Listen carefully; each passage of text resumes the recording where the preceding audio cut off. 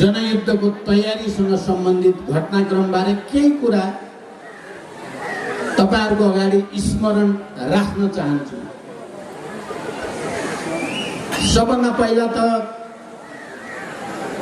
40-41 सालमा पार्टीको एउटा महाधिवेशन भएको थियो र त्यो महाधिवेशनमा दुईटा विचार, दुईटा प्रवृत्ति र दुईटा लाइनको बीचमा संघर्ष चलेको थियो र त्यही संघर्षको क्रममा मैले एउटा विचारको, एउटा प्रवृत्तिको र एउटा लाइनको प्रतिनिधित्व गर्दै रुकुम जिल्लामा आएको थिएँ पहिलोचोटि र मैले आफ्नो प्रवृत्ति र विचारलाई यहाँका युवा कमरेडहरूमा स्थापित गर्ने गरी प्रस्तुत गरेको थिएँ।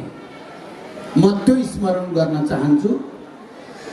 दोस्रो, 46 सालको ऐतिहासिक जनआन्दोलन, जुन आन्दोलन भन्दा अगाडि नै हामीले नेपालमा सशस्त्र क्रान्ति सुरु गर्नुपर्छ, दीर्घकालीन जनयुद्ध सुरु गर्नुपर्छ भनेर प्रारम्भिक तयारी हामीले गर्दै थियौं। तर देशमा एउटा ठुलो आन्दोलनको वातावरण बन्यो, जसलाई हामीले 46 सालको ऐतिहासिक जनआन्दोलन भनेर चिन्छौं।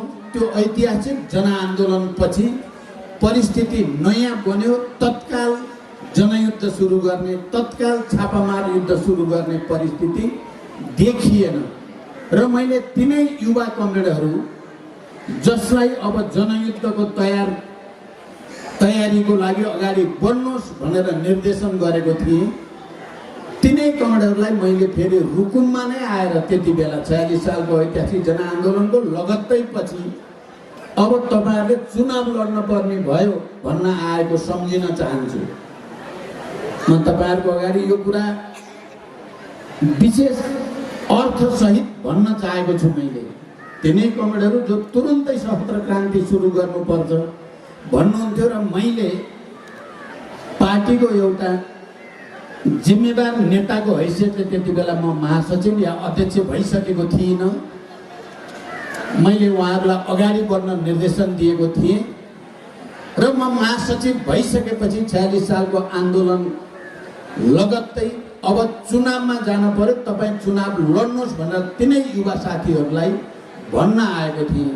म त्यो कुरा पनि तपाई आदरणीय जनसमुदायको अगाडि आज स्मरण गराउन चाहन्छु। त्यसो गर्ने युवा साथी मध्ये जनार्दन शर्मा प्रभाकर नै मुख्य युवा नेता भित्र पर्थे त्यति बेला। म यो कुरा तपाईहरुको अगाडि सम्झाउन चाहन्छु। त्यसपछि हामी जब जनयुद्धमा प्रवेश गर्यौं,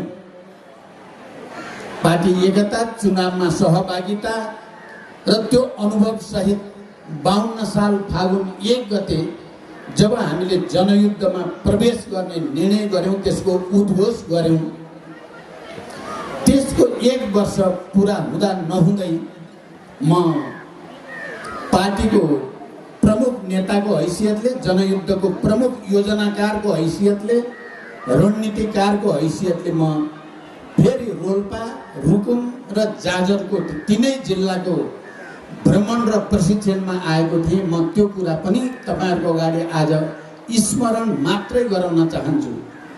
त्यति बेला रुकुममा कमरेड विजय घले, दौलत विक्रम, उहाँको शहादत भएको थियो र निकै संवेदनशील परिस्थिति रुकुमको पार्टीमा थियो। यहाँको प्रशिक्षणमा हाम्रो परिपक्व नेताको एउटा छवि बनाउनु भएका विशेश्वर चाहिँ अध्यक्ष मण्डलमा हुनुहुन्थ्यो र अरू साथीहरू पनि। निकै भावुक, निकै संवेदनशील परिस्थिति त्यहाँ भएको थियो र ठुलो रुवावासीको स्थिति भएको थियो। सायद जनयुद्ध सुरु भएपछि सबभन्दा धेरै मैले आँसु बगाएँ भने त्यही बैठकमा त्यति बेला नै मलाई लाग्छ। त्यसको साक्षी यहाँ रुकुमका अहिलेका युवा थुप्रै नेता कमरेडहरू हुनुहुन्छ। त्यो सम्बन्ध पनि रुकुम जिल्लासँग इतिहासमा बनेर आएको छ। अनि अगाडि बढ्दै जाँदा जसरी चाहिँ हाम्रा होनाहार साथीहरू मस्तबिष्ट जस्ता कलाकार, सांस्कृतिक कर्मी, योद्धा या योगेश्वर जस्ता होनहार युवा नेता लगायत थुप्रै नेता कार्यकर्ताहरूको शहादत हुँदै गयो र हामीले श्रद्धाञ्जली अर्पण गर्दै गयौँ, शोकलाई शक्तिमा बदल्ने सङ्कल्प गर्दै गयौँ र हामी निरन्तर अगाडि बढ्यौँ। म त्यो परिस्थिति पनि अहिले तपाईँहरूको अगाडि सम्झाउन चाहन्छु। तेस्रो, हामी अगाडि जाँदै गर्दा हाम्रा त्यस्ता होनहार युवाहरू जो पार्टीप्रति, क्रान्तिप्रति र पार्टीको विचारप्रति र पार्टीको नेतृत्वप्रति हृदयदेखि समर्पित भएर लाग्न चाहनुहुन्थ्यो, त्यस्ता साथीहरूले एकपछि अर्को वीरगति प्राप्त गर्दै जानुभयो, शहादत प्राप्त गर्दै जानुभयो, थुप्रै बेपत्ता हुँदै जानुभयो र एउटा निकै नै भावुक र संवेदनशील परिस्थिति रुकुमले बनाउँदै गयो र यो वरिपरिका हाम्रो केन्द्रीय आधार इलाका भनेर रोल्पा, जाजरकोट र सल्यानलाई लिने गरिन्थ्यो। ती सबैले पनि एउटा रेकर्डहरू बनाउँदै गए। म त्यो कुरालाई पनि तपाईँका एउटा आदरणीय जनसमुदायको अगाडि आज स्मरण गर्न चाहन्छु। अर्को कुरा मैले के भन्न चाहेको छु भने जनयुद्धको प्रारम्भमा पार्टीप्रति, क्रान्तिप्रति आफ्नो समर्पण भाव व्यक्त गर्ने, नेतृत्वमा जिम्मेवार ठाउँमा पनि रहेका कयौं साथीहरू विचलित भए, पथ विचलित भए। उनीहरू भन्ने गर्थे पार्टीप्रति, पार्टीको लाइनप्रति, पार्टीको विचारप्रति र पार्टीको नेतृत्वप्रति हामी सम्पूर्ण रूपले समर्पित छौँ, हामी कहिल्यै धोका दिने छैनौँ भनेर हजारौं पटक उनीहरूले स्टेटमेन्टहरू दिने गर्थे पार्टीमा। तर ती साथीहरू अहिले हाम्रो पार्टीमा छैनन्। आदरणीय जनसमुदाय, यो कुरा म अलि गम्भीर अर्थसहित तपाईँहरूको अगाडि राख्न चाहेको छु। ती साथीहरू आज हामीसँग हुनुहुन्न, हाम्रो पार्टीमा हुनुहुन्न। तर रुकुममा पार्टी जीवित छ, रुकुममा जनताको आस्था र निष्ठा र विश्वास जीवित छ। केही व्यक्तिहरू विचलित हुँदैमा, केही व्यक्तिहरूले बाटो बिराउँदैमा, जनताले पनि बाटो बिराउँछन्, पार्टीले पनि बाटो बिराउँछ भन्ने कुरा सत्य होइन भन्ने कुराको जिउँदो प्रमाण रुकुम हो। म तपाईँ सम्पूर्ण रुकुमेली जनतालाई क्रान्तिकारी अभिनन्दन गर्न चाहन्छु। तपाईँहरूले प्रमाणित गर्नुभएको छ। एकाध नेताहरूले पार्टी छोड्दैमा, एकाध नेताहरू विचलित भएर अर्कोतिर लाग्दैमा जनता विचलित हुँदैन। क्रान्तिकारी जनता 70 साल जस्तो भएर उभिराख्छन् पार्टी र क्रान्तिको पक्षमा भन्ने कुराको प्रमाण रुकुमले दिएको छ, रोल्पाले दिएको छ, जाजरकोटले दिएको छ, सल्यानले दिएको छ। सबभन्दा अगाडि बढेर मैले भन्नुपर्दा मैले जे उदाहरण भने रुकुम एउटा त्यस्तो उदाहरण बनेको छ। मैले पार्टीलाई र साथीहरूलाई सकेसम्म एकताबद्ध गर्ने, सकेसम्म उनीहरूको क्षमतालाई अगाडि बढाउने कोसिस गर्दै आएको छु। मैले साथीहरूलाई मेरो नेतृत्व अन्तर्गत पार्टीका विभिन्न पदहरूमा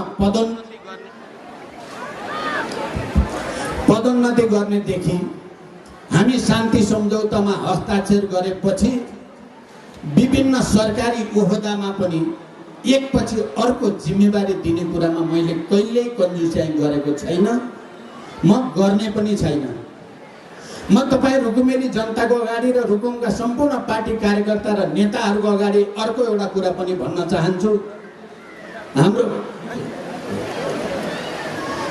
हाम्रो पार्टी 64 को निर्वाचनपछि एकताबद्ध रहन सकेन, एकताबद्ध राख्न सकिएन।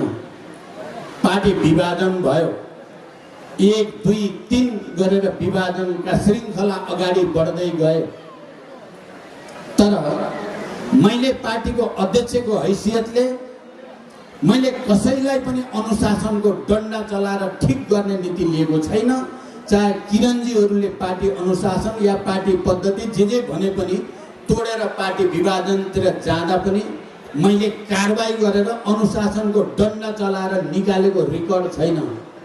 रुकुमेली जनसमुदाय म तपाईहरुको अगाडि भन्दैछु, यही जिल्लाबाट जो साथीहरू पार्टी छोडेर गए, हिजोका ठुलै नेता थिए तिनलाई पनि मैले कारबाहीको डन्डा चाहिँ कहिल्यै चलाइनँ। उहाँहरू आफै पार्टी छोडेर जानुभयो। छोडेरै गएपछि त पार्टीको के लाग्छ र नेतृत्वको के लाग्छ र जनताले तपाईहरुले बुझ्नुभयो कसले पार्टीलाई घात गर्यो र कसले पार्टीप्रति इमानदारीका साथ काम गर्यो भन्ने कुरा तपाईहरुले बुझिराख्नु भएको छ। मैले अरू पार्टीका ठुलठुला नेताहरू बाबुराम जस्ता, बादल जस्ताले पार्टी छोड्नु भयो। मैले कारबाही गरेर उहाँहरूले पार्टी छोडेको होइन।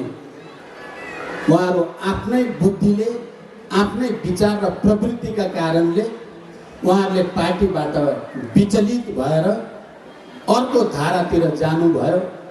मैले कहिल्यै पनि कारबाहीको डन्डा चलाएर निरङ्कुश ढङ्गले पार्टी चलाउने कोसिस गरिनँ। म यो कुरा तपाईहरुसँग रुकुमको सन्दर्भमा पनि भन्दैछु र देशभरिको सन्दर्भमा पनि भन्दैछु। पार्टी हो, आन्दोलन हो, उतार चढाव भइराख्छन्। अघि कमरेड जनार्दनले भने जस्तै तितो मिठो भइराख्छ। तितो मिठो भयो भन्दैमा पार्टीलाई विभाजन गर्ने, पार्टीको आधारभूत सिद्धान्त र मान्यताबाट विचलित हुने कुरा जनताप्रतिको विश्वासघात हुन्छ भन्ने कुरामा हाम्रो गहिरो विश्वास छ। र मैले आउने दिनमा पनि पार्टीभित्र विमतिहरू, विचारहरू बन्छन्, आउँछन्, छलफल हुन्छन्, बहसहरू हुन्छन्। तर ती बहसबाट पार्टी अझ बलियो बनाउने गरी त्यसको समाधान गर्नुपर्छ भन्ने हाम्रो मान्यता हो। पार्टीको जनवादी केन्द्रितताको सिद्धान्त भनेको अन्ततः पार्टी विवादबाट, बहसबाट अगाडि गएपछि नै त्यो खारिँदै जान्छ र जनतासँग अझ नजिकबाट सम्बन्धित हुँदै जान्छ भन्ने सिद्धान्त हो जनवादी केन्द्रितताको सिद्धान्त। त्यही सिद्धान्त अनुसार नै हामीले पार्टी चलाउँदै आएको हुनाले हाम्रो पार्टीमा एक पटक होइन, दुई पटक होइन, पटक पटक पार्टी विभाजन भएको छ। तपाईँ हेर्नुभयो भने नेपालको कम्युनिस्ट आन्दोलनको इतिहासको कुरा या हाम्रै आफ्नै पार्टीको इतिहासको कुरामा पनि पटक पटक पार्टीलाई विभाजित गर्ने, पार्टीलाई कमजोर पार्ने थुप्रै घात प्रतिघातहरू भएका छन्। तर ती घात प्रतिघातका विरुद्ध जनतासँग मिलेर पार्टीलाई एकताबद्ध गरेर हामी अगाडि बढ्ने जमर्को गरि नै राखेका छौँ र हामी मूलभूत रूपमा सफल भएका छौँ। हामीले जनयुद्ध सुरु गर्नु अगाडि पनि पार्टी विभाजन भएको हो। आदरणीय जनसमुदाय र सबै क्रान्तिकारी कमरेडहरू, तपाईहरुलाई थाहै छ जनयुद्ध सुरु गर्नु ठिक छ या ठिक छैन भन्ने विषयमा विवाद भयो। अहिले जनयुद्ध गर्नु बेला भएको छैन भन्ने विचार र अब जनयुद्ध सुरु गर्नुपर्छ भन्ने विचारको बिचमा विमति भएपछि ती दुईटै एकै ठाउँमा बस्न सम्भव भएन। रणनीतिमा समाजवाद, साम्यवादको उद्देश्यमा समानता हुँदाहुँदै पनि तत्काल पार्टीको आचरण कस्तो हुने, पार्टीको तत्काल कार्यनीति के हुने भन्ने विषयमा विवाद भएपछि एकै ठाउँमा बस्न सम्भव हुँदो रहेनछ। हामीले त्यो अनुभव पनि गर्यौं। तर हामी हाम्रो विचारप्रति, हाम्रो सिद्धान्तप्रति, हाम्रो राजनीतिक कार्यदिशाप्रति अटल भएर अगाडि बढी नै राख्यौं। थुप्रै प्रहारहरूका बीचबाट हामी चाहिँ त्यसको प्रतिवाद गरि नै राख्यौं र हामी एकपछि अर्को चुनौतीको सामना गर्दै एकपछि अर्को सफलताको सिँढी चढ्दै गयौं र 10 वर्षको जनयुद्ध त्यसको जिताजागता प्रमाण हो। आदरणीय जनसमुदाय, म अब तपाईहरुलाई एउटा कुरा के भन्न चाहन्छु भने जति बेला पार्टीमा जनयुद्धभित्र पनि ठुलठुला बहस नभएका होइनन्, सङ्घर्ष नभएका होइनन्, बाहिरबाट हेर्दा त्यति देखिँदैन थियो, तर भित्रबाट ठुलठुला विवाद, बहस र सङ्घर्षहरू पार्टी हेडक्वार्टर वरिपरि नै थिए। म खालि तपाईँ केन्द्रीय आधार इलाकाका जनताहरू सबैलाई आज यो मध्य पहाडी लोकमार्ग अभियान अन्तर्गत आउँदै गर्दा भन्न चाहन्छु, त्यस्तो सङ्कट पर्यो भने मैले पार्टी नेताहरूका बिचमा हुने विवाद बहसहरूलाई छोडेर म रोल्पा आउँथेँ, रुकुम आउँथेँ, जाजरकोट जान्थेँ, सल्यान जान्थेँ र सामान्य तपाईँहरू जस्तै जनताका कुरा सुन्थेँ। तपाईँहरूले के सोचिराख्नु भएको होला, जनताले के बुझेका होलान्, हाम्रो पार्टीका नेताहरूका बिचमा भएको विवादबारे जनतालाई त पक्कै थाहा छैन। तर पार्टी कसरी जाओस् भन्ने तपाईँहरूले चाहनु भएको होला, किनकि हिजो ग्रामीण वर्ग सङ्घर्षदेखि सङ्घर्षमा खारिँदै आएका जनताको मनमा, यहाँका उत्पीडित वर्ग समुदायको मनमा के कुरा छ त्यसैको आधारमा दस्तावेज लेख्ने गर्थेँ मैले, र त्यही दस्तावेज केन्द्रबाट पारित गरेर कार्ययोजना बनाएर फेरि हामी युद्धलाई निरन्तरता दिन्थ्यौँ। म आज तपाईँ रुकुमेली जनताको अगाडि पनि हामी एउटा नयाँ मोडमा आइपुगेका छौँ। पार्टी र आन्दोलन एउटा नयाँ चरणमा प्रवेश गर्दैछ। मैले धेरै ठाउँमा भनेको छु र यहाँ त झन् मैले भन्नै पर्छ, चुनमाङ बैठक शान्ति प्रक्रियामा प्रवेश गर्ने भन्दा केही समय अगाडि यही रुकुमको चुनमाङमा भएको ऐतिहासिक बैठकमा गणतन्त्रको उद्घोष सहित, तर त्यो गणतन्त्र आइसकेपछि फेरि एउटा टक्कर पर्नेवाला छ नेपालमा भनेर भनिएको थियो र हामी घुम्दै फिर्दै त्यही चुनमाङ बैठकको निष्कर्ष अनुसारको एउटा नयाँ सङ्घर्ष, यो सङ्घीय लोकतान्त्रिक गणतन्त्र महिला, दलित, आदिवासी जनजाति, मजदुर, किसान, मधेसी, मुस्लिम, थारू सबैको हित संरक्षण गर्ने जनताको गणतन्त्र बन्ने हो कि यो दलालहरू, नोकरशाहहरू, बिचौलियाहरू, जाली फटाहरूको गणतन्त्र हुने हो भन्ने लडाईँ अहिले देशमा वैचारिक रूपले पर्न सुरु गरिसकेको छ। म तपाईँ रुकुमेली आदरणीय जनसमुदायलाई विशेष रूपले अनुरोध गर्न चाहन्छु, तपाईँहरू यो कुरालाई नजिकबाट हेरिदिनु होला। फेरि एउटा नयाँ बहस, फेरि एउटा नयाँ सङ्घर्ष सुरु भइ नै सकेको छ।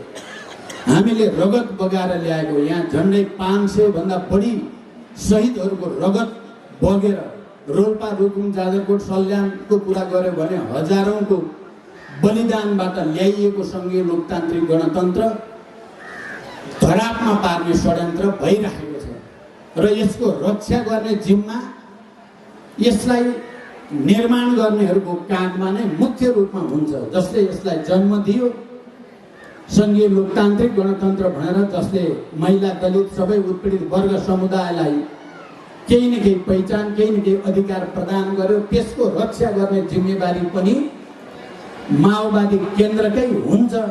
र माओवादी केन्द्रले त्यो हिम्मत गरेन, त्यो साहस गरेन भने यो सम्पूर्ण सिस्टम चाहिँ कोल्याप्स हुने खतरा हुन पनि सक्छ।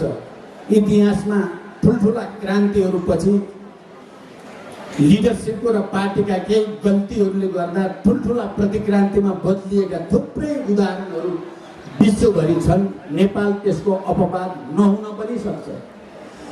त्यसकारण हाम्रो पार्टीले अलिक गम्भीर रूपले सोच्नुपर्ने बेला आयो।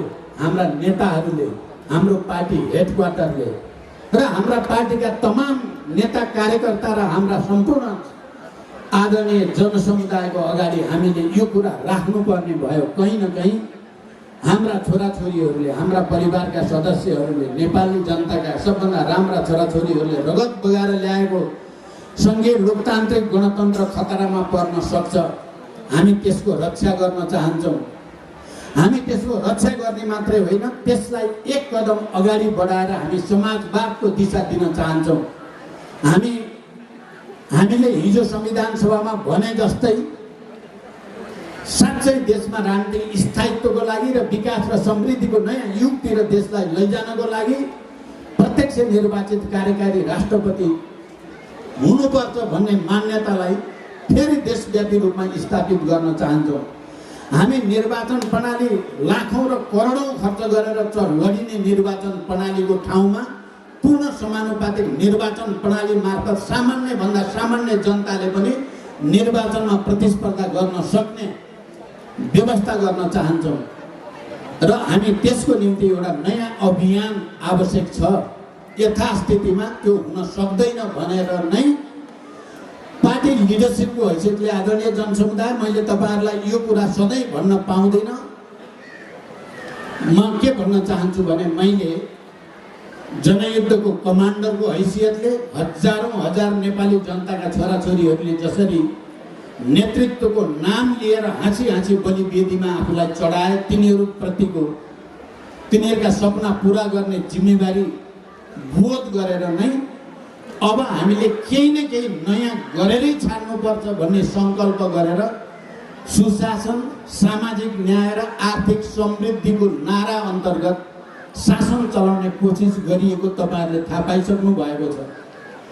हामीले भ्रष्टाचारीहरू राजनीतिक दलका जसुकै नेता भए पनि अरू दलका नेताको त कुरै छोड्दिउँ, माओवादीकै नेता पनि भ्रष्टाचारमा लागेको देखियो भने तिनलाई पनि नछोड्ने गरी हामीले भ्रष्टाचारको विरुद्ध सुशासनका पक्षमा अभियान चलायौं। आदरणीय जनसमुदाय, म तपाईँ रुकुमेली र यस केन्द्रीय आधार इलाकाका जनतालाई यो कुरा पनि भन्न चाहन्छु, सायद नेपालको इतिहासमा मैले त्यस्तो प्रधानमन्त्री बन्ने अवसर पनि प्राप्त गरेँ जसले पुलिस एजेन्सीहरूलाई, जाँच एजेन्सीहरूलाई मैले भने यदि तिमीहरूले अनुसन्धान गर्दै जाँदा प्रधानमन्त्री प्रचण्ड नै देखियो भने त्यसलाई पनि नछोड्नु, यो मेरो सिधा आदेश हो तिमीहरूलाई भनेर प्रहरीलाई आदेश दिने पहिलो प्रधानमन्त्री पनि म बन्ने अवसर प्राप्त गरेँ। आदरणीय जनसमुदाय, त्यसै गरी सामाजिक विभेदका विरुद्ध सामाजिक न्यायका पक्षमा चाहे नागरिकताका कुरा हो, चाहे मिटर ब्याज पीडितका कुरा हो, चाहे सामाजिक सुरक्षा कोषमा आबद्ध गर्ने लाखौं नेपालीहरू जो विदेशमा छन् उनीहरूको हितको कुरा हो या आर्थिक विकास र समृद्धिको कुरा हो, त्यसको निम्ति एउटा नयाँ अभियान रेकर्ड बनाउने गरी सुरु गरियो। म त्यसको व्याख्या अहिले गर्न सम्भव छैन। तपाईहरुले देख्नुभयो, चाहे भारत भ्रमणमा हो चाहे चीन भ्रमणमा केही ऐतिहासिक र दूरगामी महत्त्वका सम्झौताहरू गरियो। अन्तर्राष्ट्रिय मञ्चहरूमा पनि नेपाल र नेपाली जनताको इज्जत र प्रतिष्ठा बढ्ने गरी केही ऐतिहासिक पहलहरू भए। मलाई लाग्छ तपाईहरुले यो कुरा थाहा पाइसक्नु भएको छ। आदरणीय जनसमुदाय, यही राम्रा काम गर्न थाले बापत यो देशका दलालहरू र बुर्जुवाहरू, प्रतिक्रियावादीहरूले हाम्रो संख्या कम भएको हुनाले उनीहरूले बडो छलछाम र प्रपञ्चको तरिकाद्वारा हामीले जनताको पक्षमा गर्न खोजेका कामहरू म अरू धेरै भन्न सम्भव छैन। अहिले तपाईहरुले सायद सुन्नुभयो होला, अघिल्लो पटक हाम्रो नेतृत्वमा सरकार हुँदा प्रस्तुत भएको नीति कार्यक्रम र बजेट तपाईहरुले हेर्नु भएकै छ। त्यो नीति कार्यक्रम बजेटमा कर्णाली प्रदेशको निम्ति विशेष प्याकेज प्रस्तुत गरिएको छ। दलितहरूको निम्ति विशेष कार्यक्रमहरू प्रस्तुत गरिएको छ।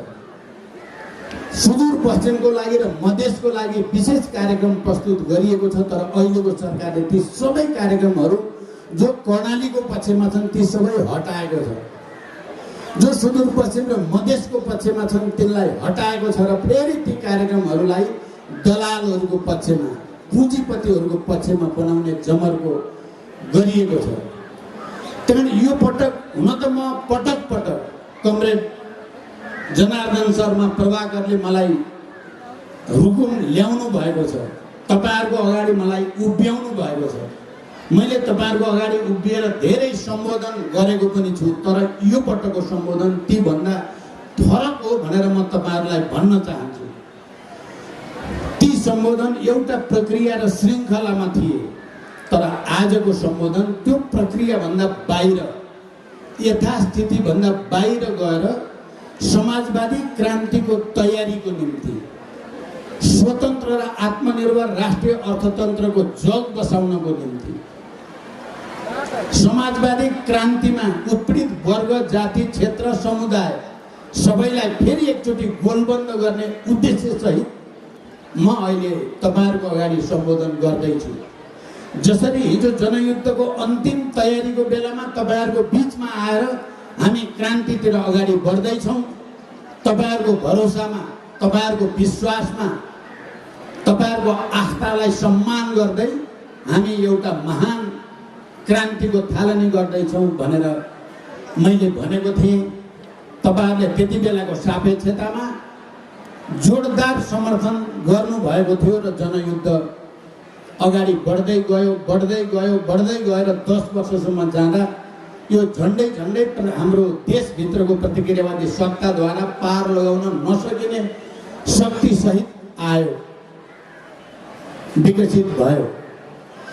आज फेरि हामीले त्यत्रो सङ्घर्ष र बलिदान गरेर ल्याएको उपलब्धिका विरुद्ध प्रतिक्रियावादी षड्यन्त्र तीव्र हुँदैछ। अब हामी खाली यो संविधानको रक्षा गर्ने मात्रै भनेर पुग्दैन। हामीले अहिलेसम्म पाएका उपलब्धिको रक्षा गर्ने मात्रै भन्यो भने हामी रक्षा पनि गर्न सक्दैनौँ। त्यसकारण म के भन्न चाहन्छु भने समग्र इतिहासका अनुभवहरूको अध्ययनबाट, राष्ट्रिय र अन्तर्राष्ट्रिय क्रान्ति र प्रतिक्रान्तिका अनुभवबाट शिक्षा लिएर एकचोटि फेरि समाजवादी क्रान्तिको निम्ति हाम्रो वर्गसँग, हाम्रो जनतासँग अपिल गर्ने समय आयो। अहिले त हामी खबरदारी मात्रै गरेका छौं प्रतिक्रियावादीहरूलाई, भ्रष्टाचारीहरूलाई, जाली झेलीहरूलाई। तर यो अभियान जो हुलाकी मार्ग केन्द्रित भनेर तराई मधेसमा चलायौं र अहिले मध्य पहाडी लोकमार्ग केन्द्रित भनेर मध्य पहाडमा चलाएका छौं, यो दुईटै राजमार्ग हामीद्वारा अगाडि बढाइएका राजमार्ग हुन्। आदरणीय जनसमुदाय, मध्य पहाडी लोकमार्ग पहिलोचोटि प्रधानमन्त्रीको हैसियतमा मैले प्रस्ताव गरेको मध्य पहाडका जनताको आर्थिक जीवन र आर्थिक प्रगतिका निम्ति, नेपाल राष्ट्रको एकतालाई सुदृढ गर्नको निम्ति र यहाँको सांस्कृतिक विविधतालाई नयाँ राष्ट्रिय एकतामा बदल्ने उद्देश्यका साथ त्यसलाई अगाडि सारिएको थियो। आज त्यो सम्पन्न हुने चरणमा छ र हामी त्यही बाटोबाट यस क्षेत्रका जनता, जो आधार इलाकाका जनता, क्रान्तिका फलामे किल्लावाला जनतासँग हामी अपिल गर्न तपाईहरुको अगाडि आइपुगेका छौं। त्यसकारण म तपाई रुकुमेली जनतालाई विशेष रूपले अपिल गर्न चाहन्छु, फेरि एउटा नयाँ क्रान्ति, तर अहिले हाम्रो योजनामा र हामी एउटा नयाँ क्रान्ति, नयाँ तरिकाद्वारा अगाडि बढाउने संकल्प गएको केन्द्रीय समितिको बैठकबाट हामीले गरेका छौं। आर्थिक समृद्धिको योजना तलैबाट निर्माण गर्ने कुराको कमिटमेन्ट हामीले गरेका छौं। हामीले 163 पालिकाका प्रमुख, उपप्रमुखलाई बोलाएर आफ्नो परिस्थिति अनुसार त्यहाँको प्राकृतिक साधन स्रोत, जनशक्ति सबै चाहिँ विचार गरेर योजना बनाएर आत्मनिर्भर अर्थतन्त्रको सुरुवात गर्ने योजना प्रस्तुत गरेका छौं। त्यो अगाडि बढिसकेको छ। हामीले पर्यटन विकासको निम्ति, हामीले कृषि उत्पादन र उत्पादकता वृद्धिका निम्ति, हामीले जडीबुटी र अन्य थुप्रै स्थानीय प्राकृतिक साधन स्रोतको उपयोगको निम्ति, हामी जल स्रोतको उपयोगको निम्ति एउटा नयाँ योजना सहित अगाडि आउँदैछौँ र त्यो अपिल गर्न तपाईहरुको अगाडि हामी आएका छौँ। यति भनिसकेपछि म अब अन्तिममा के कुरा भनेर टुङ्ग्याउन चाहन्छु भने, मलाई थाहा छ मध्य पहाडी लोकमार्ग निर्माणको अन्तिम चरणमा त गएको छ, झन्डै 2/3 भन्दा बढी त निर्माण भइसक्यो। तर अहिले पनि भेरीमा पुल बन्ने कुरा अलपत्र परेको छ भन्ने कुरा मलाई थाहा छ। भेरीमा पुल बनाउने कुरालाई उच्च प्राथमिकता दिएर यहाँबाट फर्केपछि सदनमा त्यसलाई जबरजस्त उठाइनेछ र जरुरी पर्यो भने सडकबाट उठाएर भए पनि भेरीमा मध्य पहाडी लोकमार्ग पुल बनाइ छाडिनेछ।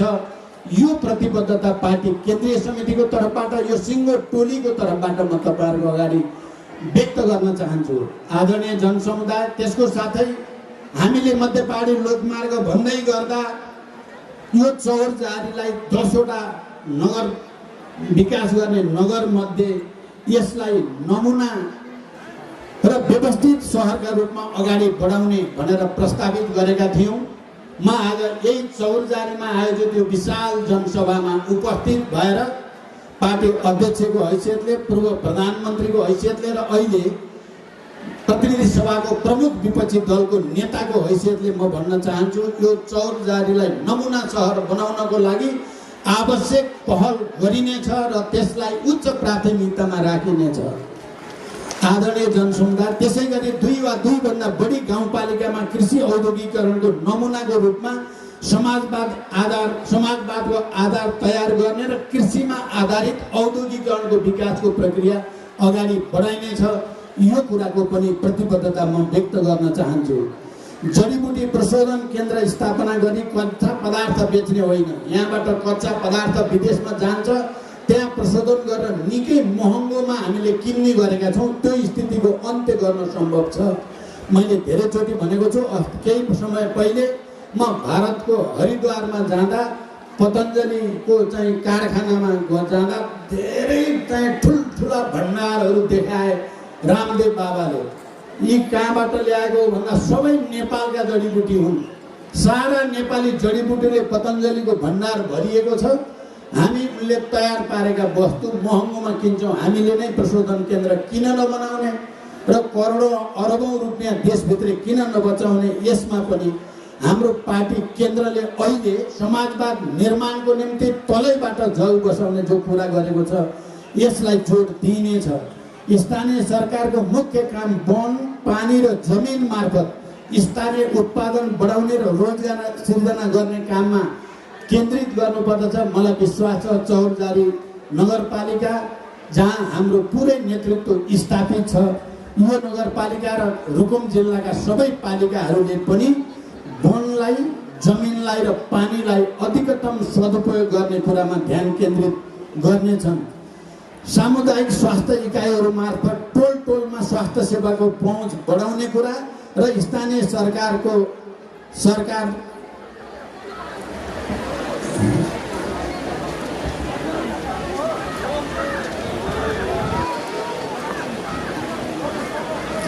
स्थानीय सरकारको पहलमा कच्चा पदार्थको अधिकतम सदुपयोग गरी रोजगारी सृष्टि गर्ने कुरामा ध्यान दिनुपर्नेछ। हामीले केन्द्रबाट एउटा त्यस्तो विज्ञहरूको समूह अनुगमनका लागि स्थानीय तहमा पठाउँदैछौँ।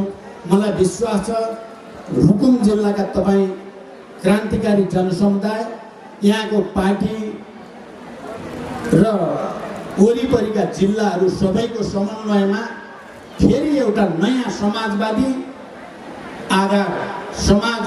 क्रान्तिको आधारको रूपमा यसले विकास गर्नेछ। पार्टी हेडक्वार्टर तपाईहरुसँग यही अपिल गर्न चाहन्छ र सरल भाषामा भन्दा आउने 84 मा हामी 64 को भन्दा बलियो हुनै पर्छ। यदि बदमाशी भयो भने सडकबाट क्रान्ति फेरि एकचोटि गर्ने संकल्प गर्नै पर्छ। यही अपिल म तपाईहरुसँग गर्न चाहन्छु र म फेरि एकचोटि पार्टीको अध्यक्षको हैसियतले तपाईहरु सबैले मलाई भरोसा गर्नुभएको छ। आज पनि सबै साथीहरु, वक्ताहरुले, कलाकारहरुले पार्टी प्रति, लिडरशिप प्रति जो भरोसा गर्नुभएको छ, मैले पनि एउटा संकल्प लिएको छु।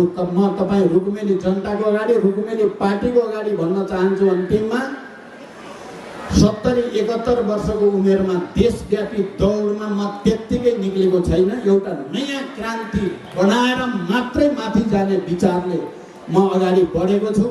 म प्रभाकर जस्ता कमरेडलाई पनि भन्न चाहन्छु, तपाईले जसरी आफूलाई सिपाही भन्नुभएको छ, मैले पनि आफूलाई जनताको सिपाहीकै रूपमा प्रस्तुत गर्ने जमर्को गरेर हिँडेको कुरा भन्दै फेरि एकतालाई सुदृढ गरेर समाजवादी क्रान्ति अगाडि बढाउन एक ढिक्का हुँ भन्ने अपिल गर्दै बिदा हुन्छु। धन्यवाद।